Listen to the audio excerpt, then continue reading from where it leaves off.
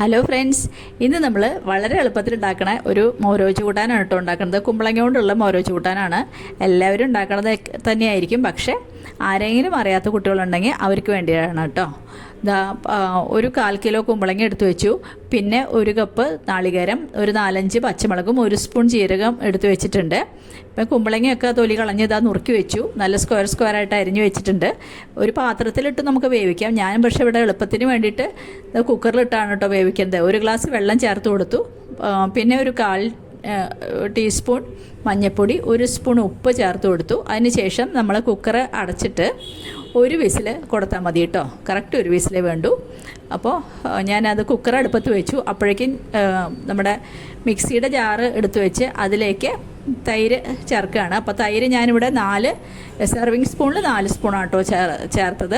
അതൊന്ന് അടിച്ചെടുക്കാമെന്ന് വിചാരിച്ചു ആദ്യം. പിന്നെ അതേ മിക്സിൽ തന്നെ നമുക്ക് അരയ്ക്കുകയും ചെയ്യാമല്ലോ. അപ്പോൾ ഞാനതൊന്ന് അടിച്ചെടുത്തു. തൈര് നിങ്ങൾ പുളി അനുസരിച്ച് എടുക്കണം കേട്ടോ. പുളി കുറവാണെങ്കിൽ കുറച്ച് കൂടുതലെടുത്തോളൂ. പുളി അധികം പാടില്ല, എന്നാൽ പാകത്തിന് വേണേനും. അതാണ് അതിൻ്റെ പാകം.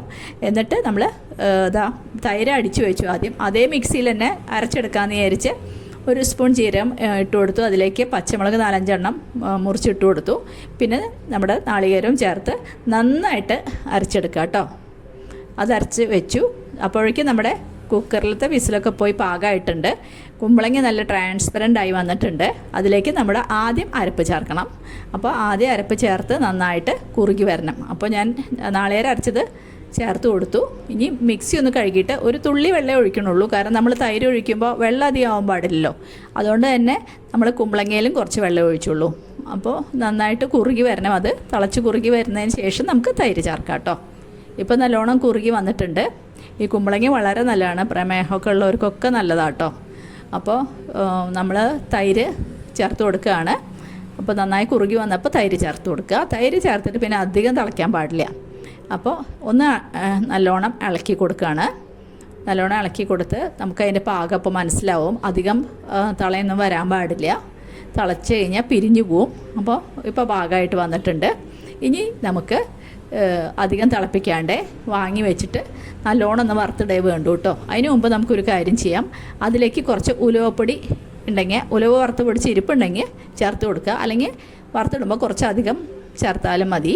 അപ്പോൾ ഞാനൊരു 1/4 ടീസ്പൂൺ ഉലുവപ്പൊടിയാണ് ഇട്ട് കൊടുത്തത്. എന്നിട്ട് നന്നായിട്ടൊന്ന് ഇളക്കി കൊടുത്തു. ഇപ്പോൾ നല്ലോണം കുറുകി വന്നു. നമുക്ക് മോരുകറി വറുത്തിടാം കേട്ടോ.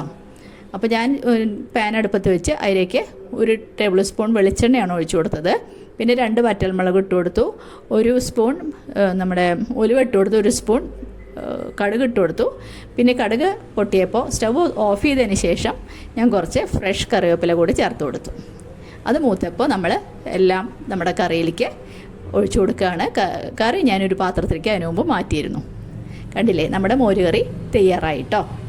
ഈ എല്ലാവരും ചെയ്ത് നോക്കിയിട്ട് അഭിപ്രായമൊക്കെ പറയണം. അതുപോലെ ആരെങ്കിലും ആദ്യമായിട്ട് എൻ്റെ ചാനൽ കാണുന്നുണ്ടെങ്കിൽ ഒന്ന് സബ്സ്ക്രൈബ് ചെയ്ത് സപ്പോർട്ട് ചെയ്യാൻ മറന്നു പോകരുത്. അതുപോലെ എല്ലാവരും ഒന്ന് ലൈക്ക് ചെയ്യണം കേട്ടോ. പിന്നെ ഒരു പുതിയ വീഡിയോ ആയിട്ട് നമുക്ക് അടുത്ത് തന്നെ കാണാം. താങ്ക്